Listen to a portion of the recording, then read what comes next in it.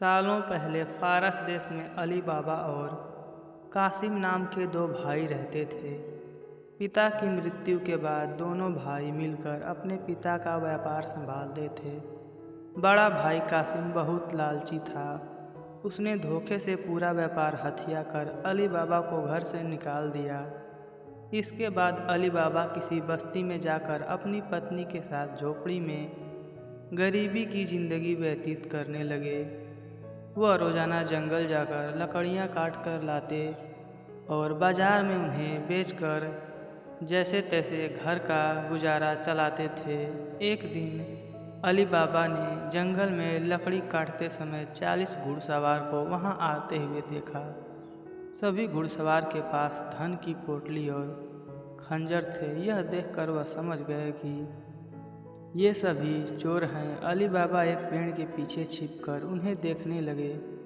तभी सभी घुड़सवार एक पहाड़ के पास जाकर खड़े हो गए। तभी चोरों के सरदार ने पहाड़ी के सामने खड़े होकर बोला, खुल जा सिम सिम। इसके बाद पहाड़ में से एक गुफा का दरवाज़ा खुला। सारे घुड़सवार उस गुफा के अंदर चले गए। अंदर जाकर उन्होंने बोला, बंद हो जा सिम सिम, और गुफा का द्वार बंद हो गया। यह देखकर अली बाबा दंग रह गए। कुछ देर बाद वो दरवाज़ा फिर से खुला और उसमें से वो सभी घुड़सवार निकले और वहाँ से रवाना हो गए। अली बाबा यह जानने को बेताब हो गए कि आखिर इस गुफा में क्या है और वो सब यहाँ क्या कर रहे थे। इसके बाद उसने गुफा में जाने का फैसला किया। वह उस पहाड़ के सामने गए और बार बार चोरों के सरदार के शब्द बोलने लगे, खुल जा सिम सिम, खुल जा सिम सिम। गुफा का दरवाज़ा खुल गया। अली बाबा गुफा के अंदर गए और उन्होंने देखा कि वहाँ सोने की गिन्नियाँ, सरफियाँ, गहने आदि रखे थे। चारों तरफ खजाना ही खजाना था। यह सब देखकर उसकी खुशी का ठिकाना नहीं था। उसे मालूम हो गया था कि वो चोर सारा चोरी का सामान यहाँ आकर छुपाते हैं। अली बाबा ने वहाँ से एक पोटली में सोने की अशर्फियाँ भरी और घर चले गए।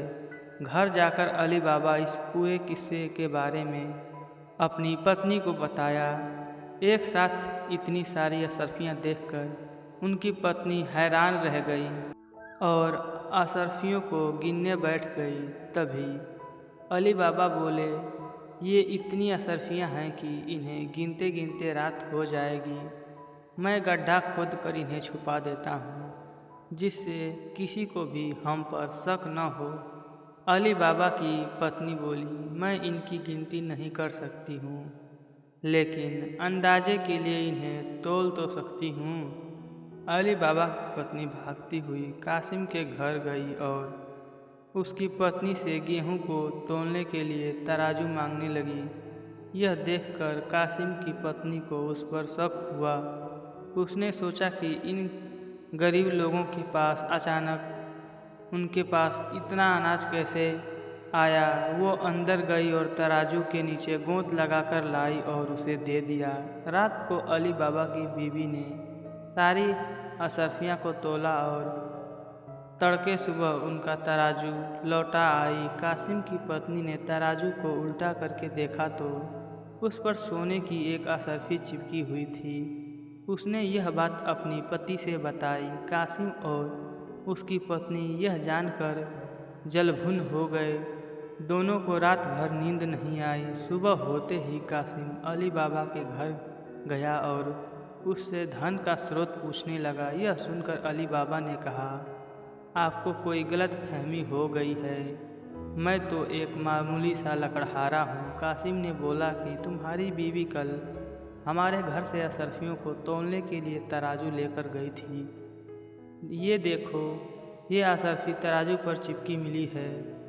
सब सच बताओ, नहीं तो मैं सबको बता दूंगा कि तुमने चोरी की है। यह सुनकर अली बाबा ने सच सच सारी कहानी बता दी।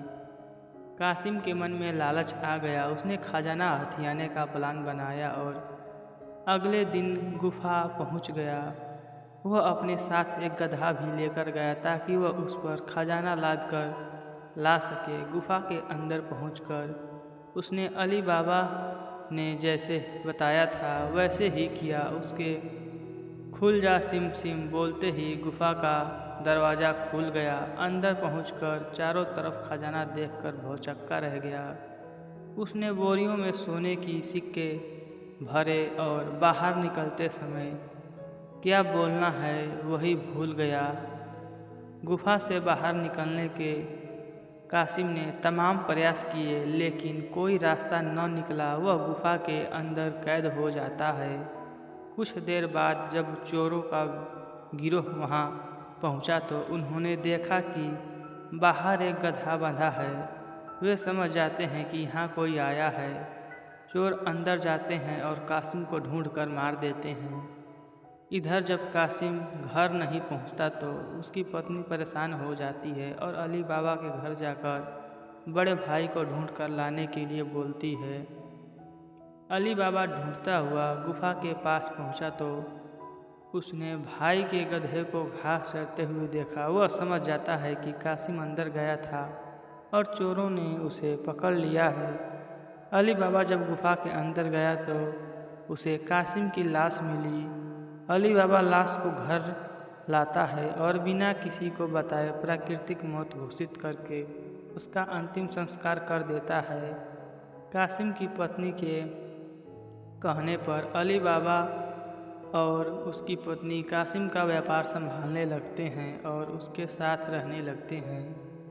वहीं जब चोरों का गुफा में आते हैं तो कासिम की लाश नहीं देखते तो समझ जाते हैं कि खजाने का राज किसी और को भी पता है। वह गांव में जाकर पता लगाते हैं कि कुछ दिनों में किसके घर में मौत हुई है। चोरों को अली बाबा का घर मिल जाता है। चोर ने उसके घर के बाहर क्रॉस का निशान लगा दिया जिससे रात को समय उन्हें उनका घर समझने में आसानी हो। वहीं अली बाबा जब अपने घर के बाहर क्रॉस का निशान देखे तो वह समझ गए कि चोरों ने घर का पता लगा लिया है। उसने वैसा ही निशान सबके घर के बाहर लगा दिया।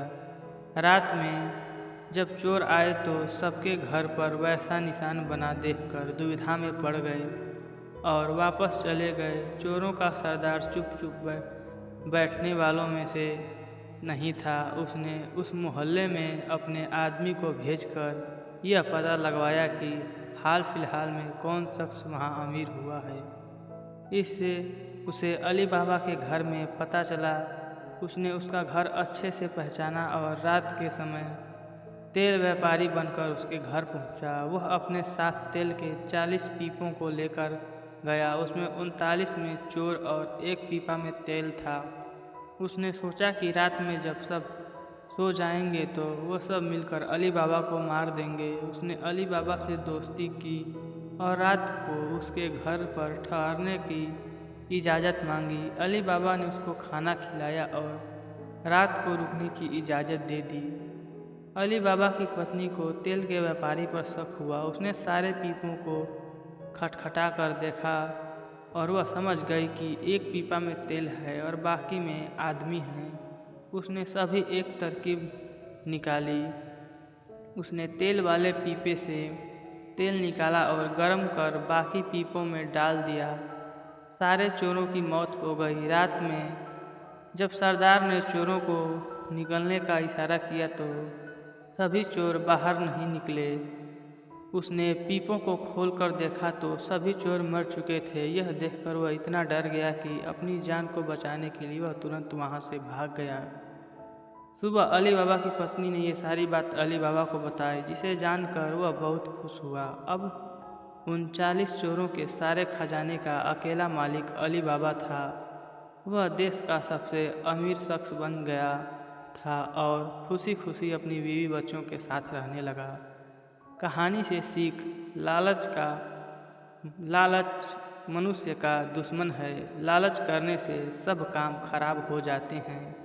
इसलिए कभी लालच नहीं करना चाहिए। दोस्तों, यह कहानी अब समाप्त होती है। ऐसी मज़ेदार और शिक्षाप्रद कहानियाँ सुनने के लिए हमारे चैनल को सब्सक्राइब करें, साथ ही अपने दोस्तों को शेयर करें। यह कहानी आपको कैसी लगी हमें कमेंट बॉक्स में लिख कर ज़रूर बताएं। धन्यवाद दोस्तों।